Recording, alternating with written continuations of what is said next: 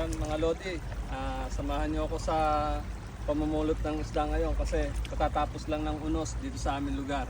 Kung mapapansin yung kaming katubigan, no? Ayan, no? Ang laki ng pagbabago dito sa lugar namin. Kaya samahan niyo ako mamulot, sigurado dito marami mapupulot na isda dito. Mga tilapia, karamihan nakukuha namin dito eh. Yung nakasalubong ko kanina, kalahati sako yung nakuha nila eh. Ewan ko kung may makukuha pa tayo dito. Tingin-tingin lang tayo dito. Kung ano yun na lang yung ating makita. Ito na lang ating kukunin. Ito, tingnan ito. Dolo. Ito. Yan.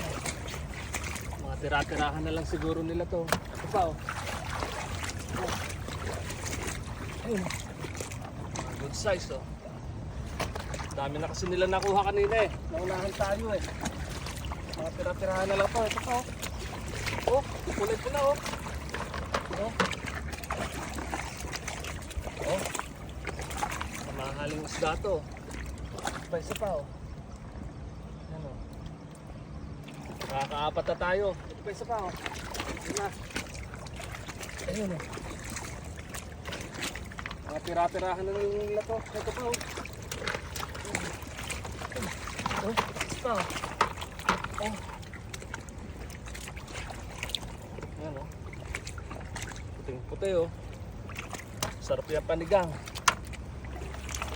Patayin dito. Patayin pa o. Ayan. Oh.